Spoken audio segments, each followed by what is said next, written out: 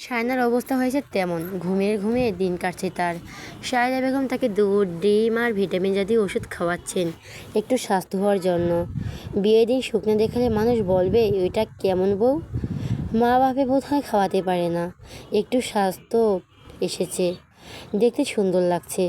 Vitamin calcium খেয়ে ঘুমের জন্য শায়না মাথা তুলতে পারছে না। শপিং করার কথা ছিল পার্লারে যেদিন গিয়েছিল সেদিন রাতে। শায়নার এত জ্বর হয়েছিল সেদিন। রওশনারা তার জ্বর দেখে পরে সিদ্ধান্ত নিলেন বিয়ের কয়েকদিন আগেই শপিং হবে। এত তাড়াহুড়ার দরকার নেই, শায়না বেগম বলে দিয়েছিলেন। শায়না না থাকলেও সমস্যা নেই। রওশনারা তবুও রাজি হলেন না। পরে তার কিছু অপছন্দ হলে মনোমালিন্য হতে পারে। বিয়ে নিয়ে মেয়েদের অনেক শখ থাকে। শায়না তার আইডি হারিয়ে অসহায়ের মতো দিন কাটছে। শাওনকে বলতেই সে ঝাড় মেরে বলল, একটা আইডি গেলে 10টা খোল, তোকে কে মানা করেছে? শায়নার দুঃখ কেউ বুঝলো না। ওই বাড়ির ছেলেগুলো চিরকাল নিজেদের মর্জি অন্যদের উপর চাপিয়ে দিতে পছন্দ করে। তাজদার সিদ্দিকীর আচরণ তার কাছে স্বেচ্ছাচারিতার মনে হয়েছে। তার আইডি কন্ট্রোলে নিয়ে নিজেকে হনুমনি করছে সে। শায়না কখনো মাফ করবে না এসবের জন্য। কাল শপিং করতে যাবে, রওশনারা এসে জানিয়ে গিয়েছে। হোয়াটসঅ্যাপে মেসেজ এসেছে অনেক। শায়না সিন করেনি,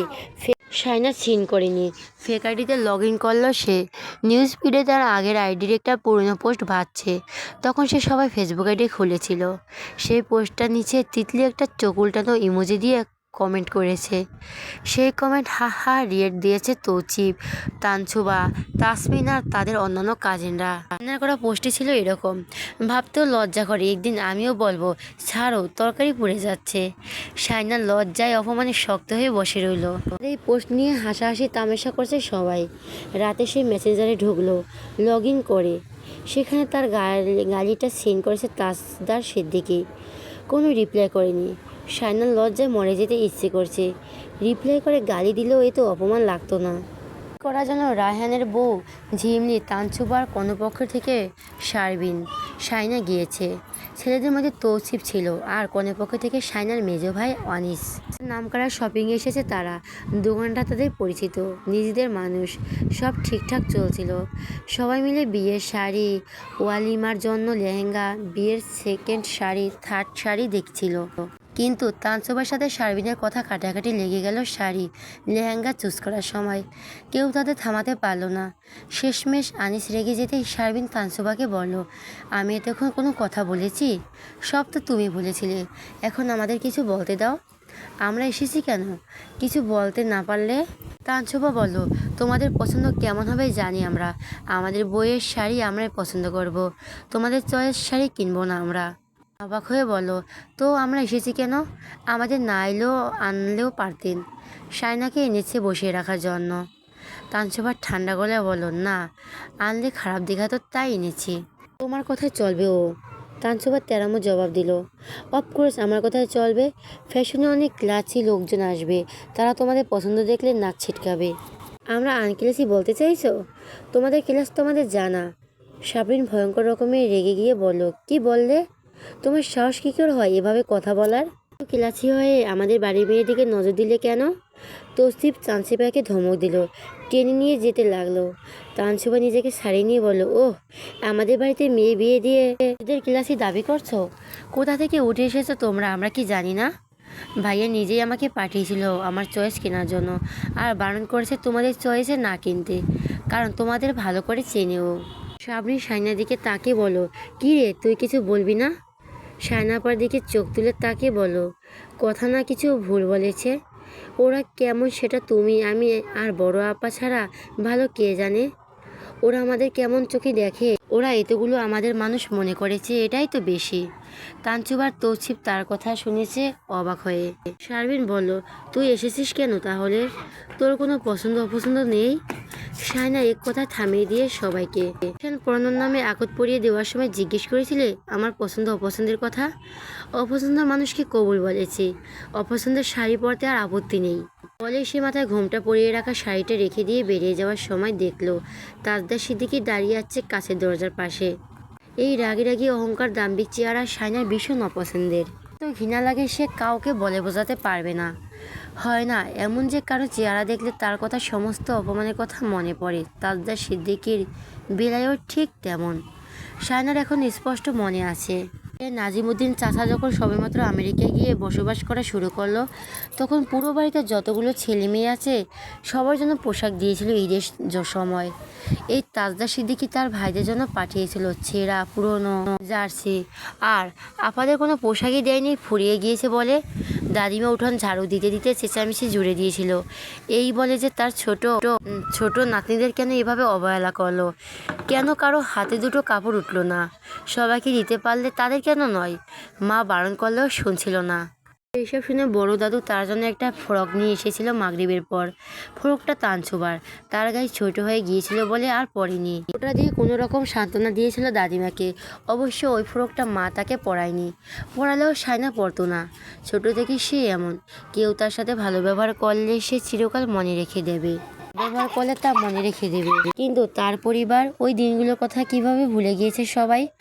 আত্মীয়তা করার সুবাদে দুটো মিটে কথা বললেই বুঝি তারা ভালো মানুষ হয়ে গেল।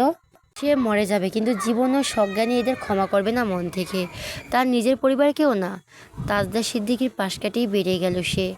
বেরিয়ে যেতে যেতে শুনল তাজদা সিদ্দিকী কাট কাট গলায় বলছে, all of you go home expect Shaina Mumtaz. Shaina তবুও থামলো না, সে বেরিয়ে এলো শপিং মল থেকে। তাজদা সিদ্দিকীর সাথে একা একা শপিং করার কোনো ইচ্ছে নেই তার, মাথাটা অসম্ভব রকম যন্ত্রণা করছে। শায়নার পেছন পেছন তৌসিফ বেরিয়ে এলো তানসুবাকে নিয়ে। তানসুবাকে গাড়িতে বসিয়ে এসে শায়নাকে বলল, এভাবে যাওয়াটা ঠিক হচ্ছে না। ভাই কি বলে দেখো একবার। শায়না বলল, আমার আর এখানে থাকতে ইচ্ছে করছে না ভাইয়া, মাথা ব্যথা করছে, এভাবে শপিং করা সম্ভব না, আমাকে ছেড়ে দেন, আপনাদের পছন্দ মতো কিনে ফেলেন, আমার কোনো পছন্দ অপছন্দ নেই। তৌসিফ তাকে রাজি করাতে পারল না। সাবরিনও বেরিয়ে এলো তার স্বামী ইমতিয়াজের সাথে ফোনে কথা বলতে বলতে। সে ঠিক করেছে আলাদা গাড়িতে করে চলে যাবে তারা, কারণ ওই গাড়িতে করে আর যাওয়া সম্ভব না, অত্যন্ত সে যাবে না। ইমতিয়াজ সব শুনে তাকে বকেছে, কেন সে তর্ক জড়ালো ওই বাড়ির মেয়ের সাথে। তৌসিফ তাকে দেখে এগিয়ে এসে বলল, সাবরিন শাইনাকে রেখে যাও, ঘটনাটা বেশি দূর না যাক, বাড়িতে তুলকালাম কাণ্ড ঘটবে এভাবে শপিং না করে বাড়ি ফিরলে। এমন সময় ঝামেলা হবে, ব্যাপারটা খারাপ দেখাবে। সাবরিন মলিন চেহারা বলল, আমি তো কিছু বলিনি ওকে, সে নিজেই থাকতে চাইছে না, আপনারা আপনাদের পছন্দ মতো কেনাকাটা করে নেন, শায়না তো বলছি ওর কোনো পছন্দ অপছন্দ নেই। তৌসিফ গাড়িতে বসা তানসুবার দিকে তাকালো খ্যাপাটে দৃষ্টিতে, সব নষ্টের মূল এই মেয়ে। সে বড় ভাবি ঝিমলির দিকে তাকিয়ে বলল, বড় ভাই কি বলছে? ঝিমলি রায়হানকে সবটা খুলে বলেছে ফোনে। রায়হান সব শুনে বলল, শায়না তার তাজদারের একা ছেড়ে দিতে, ওদের শপিং ওরা করুক, আর কাউকে দরকার নেই, সে যেন তানসুবাকে নিয়ে চলে আসে, তাদের শপিং তারা পরিবারের সদস্যরা একসাথে করবে। শপিং মল থেকে আনিস বেরিয়ে এলো, পেছন পেছন তাজদার। তাদের মধ্যে কী কথাবার্তা হলো কে জানে। আনিস এগিয়ে এসে সাবরিনকে বলল, গাড়িতে গিয়ে বস। সাবরিন অবাক চোখে তাকিয়ে বলল, ওঠ, ওই গাড়িতে? বড় ভাই বলছে অন্য গাড়িতে করে চলে যেতে। আনিস শক্ত কণ্ঠে বলল, পেছনে সিটে গিয়ে বস, বাড়তি কথা বলিস না। সাবরিনের মন খারাপ করে চলে গেল। পেছন পেছন শায়নাও চলে যাচ্ছিল। আনিস কপাল কুঁচকে বলল, তুই কোথায় যাচ্ছিস? শায়না থেমে গেল, ভাইয়ের দিকে ফিরে বলল, বাড়ি যাব। তুই থাক এখানে, কেনাকাটা করে তারপর বাড়ি যাবি। শায়না মৃদুস্বরে বলল, আমার মাথা ব্যথা করছে, খাওয়া দাওয়া করলে ভালো লাগবে, চা খাবি? শায়নার সাথে সাথে বলল, না লাগবে না। তুমিও বাড়ি চলে যাবে? আমি ওদের একা সাথে পারবো না, বাড়িতে গিয়ে কি হয় জানি না, ইতিমধ্যে সবার কানেই পৌঁছে গেছে সবটা। তুই থাক, শপিং করে চলে আয়, আমরা যাচ্ছি।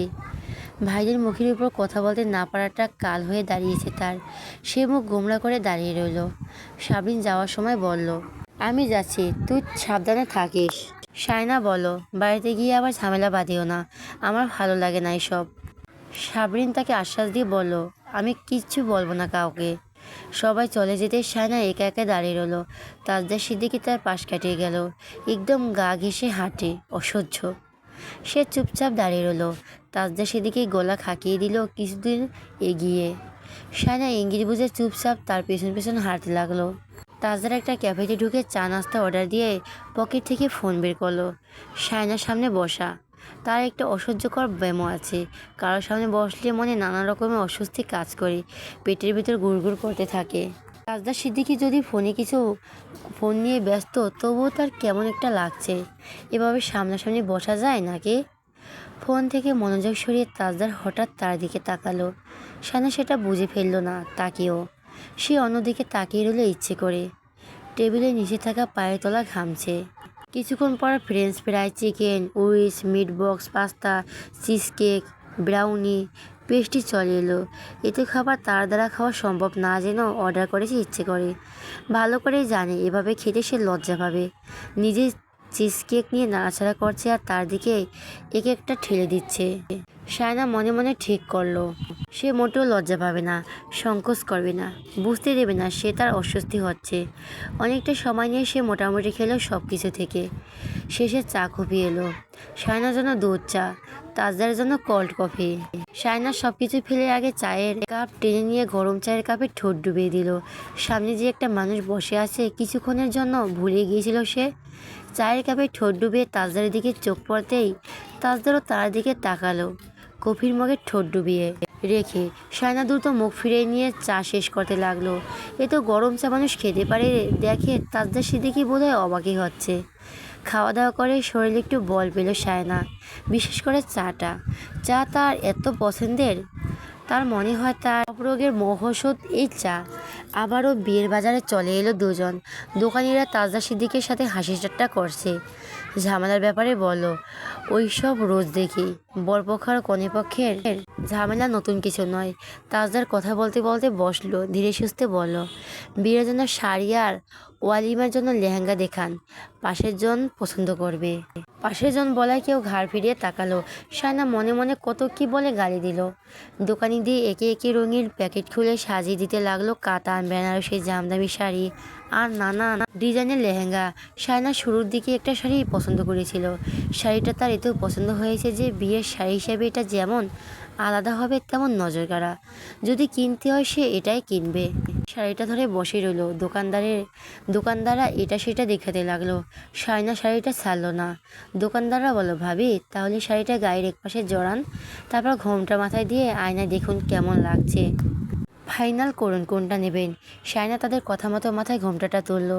আয়না দিকে ফিরে নিজেকে দেখতে লাগলো। মনস্থির করলো এই শাড়িটা সে কিনবে। দোকানদার বলো, ভাইয়াকে দেখান, উনি বলুক কেমন লাগছে। ভাবির পছন্দ কি লাল জবাব ভাইয়া। সায়না আলতো করে তাজদারের দিকে ঘুরে দাঁড়ালো। চোকাচোকি হতে সায়না দ্রুত ঘোমটা নামিয়ে রেখে দিল। তাজদার বলো, তাহলে এটাই ফাইনাল। লেহেঙ্গা চুজ করতেও বেশিক্ষণ সময় লাগেনি। সায়না বিয়ার শাড়ি একটু কড়া রঙে নিয়েছে, তাই চাচ্ছিল লেহেঙ্গাটা হালকা রঙে নেবে। তাজদারও তার দিকে একটা লেহেঙ্গা বাড়িয়ে দিল দেখার জন্য। লেভেন্ডার পিঙ্ক কালারটা যে কারো পছন্দের হবে। লেহেঙ্গা কাপড়টা পুরোটা খোলার পর সায়নার পছন্দ হয়ে গেল। মোলায়েম একটা কালার, চোখের আরাম।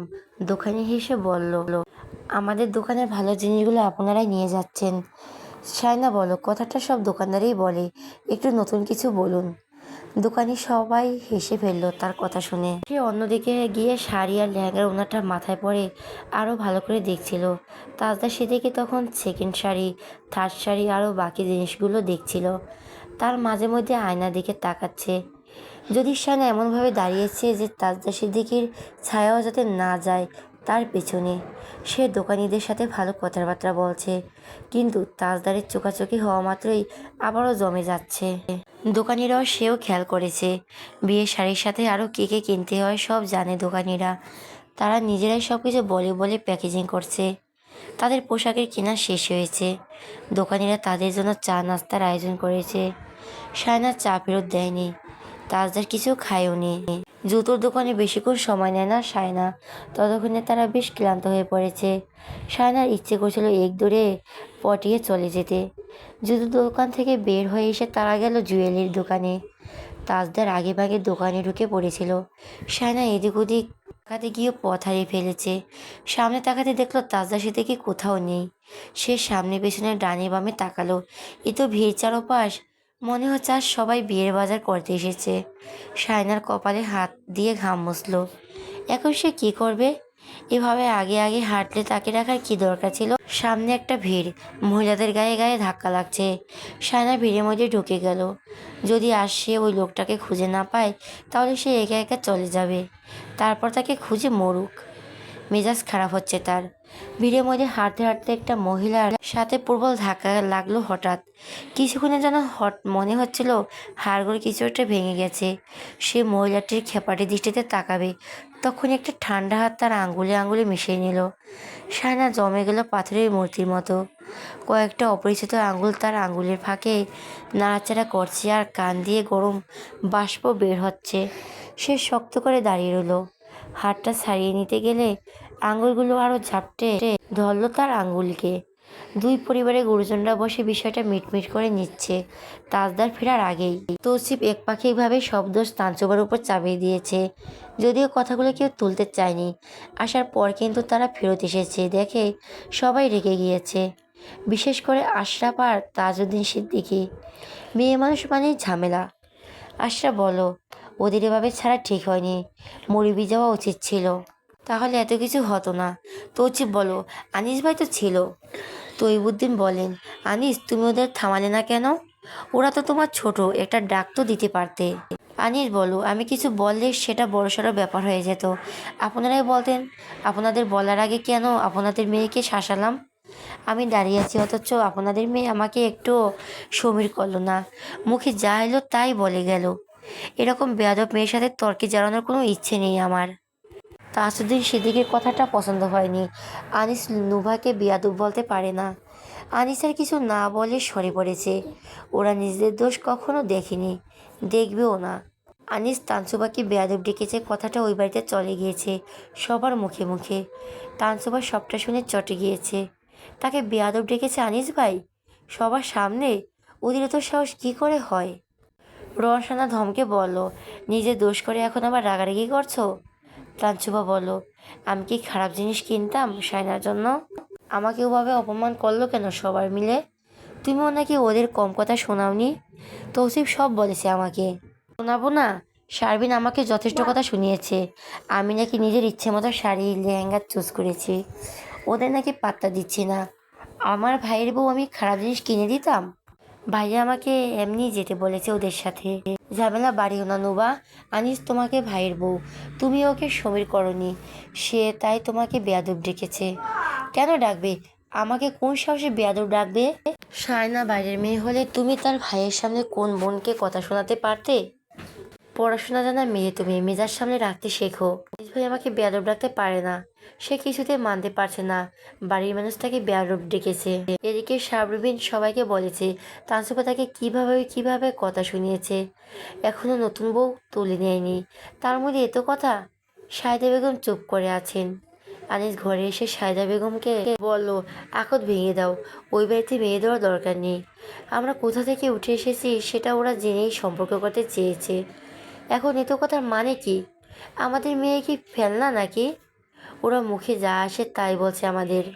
ওরা আমাদের খাইয়ে পরিয়ে বড় করেনি, ওদের সব কথা বাদ দিয়ে আমরা বাধ্য নই। সায়দা বেগম কখনো ছেলেদের সামনে শব্দ করেনি সায়না অমত সম্পর্কে, তাদের কথা তুলেনি। সায়না তো বিয়েতে রাজি নয়, শুধু বলেছেন সে এখন বিয়ে করতে চায় না, তাজদারকে বিয়ে করতে চায় না, এটা বলেননি।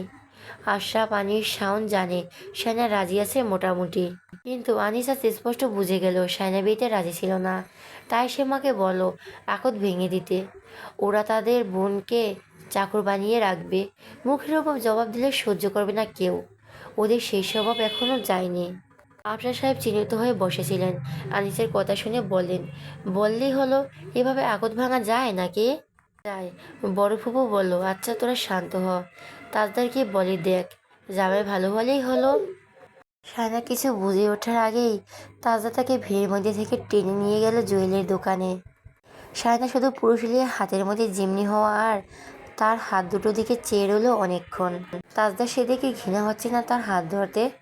দোকানে প্রবেশ করার পর কৌশলে নিজের হাতটা ছাড়িয়ে নিল সায়না। জুয়েলারি কেনার সময় তাজদা সেদিকে শুধু চুপচাপ দাঁড়িয়েছিল। সায়না মিনিমাম কিন্তু প্রিমিয়ার ডিজাইনগুলো চুজ করেছে, দামটাও চড়া।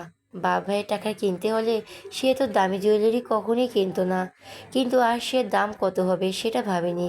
এখন সে যদি দামের কথা চিন্তা করে সবচেয়ে সুন্দর জুয়েলারিটা না নেয় তাহলে পরে দেখা যাবে রটে যাবে, বইয়ের পছন্দও ভালো না। তানসুবা সবার আগে বলবে তার ক্লাসে নয় বলে সে ফালতু জুয়েলারি চুজ করেছে। মানুষের সব সময় নিজের জন্য ভালো জিনিসটা কিনতে চায়, কিন্তু টাকার কথা চিন্তা করে কিনতে পারে না। তেমন সায়না সবচেয়ে সুন্দর ডিজাইনটাই চেনে।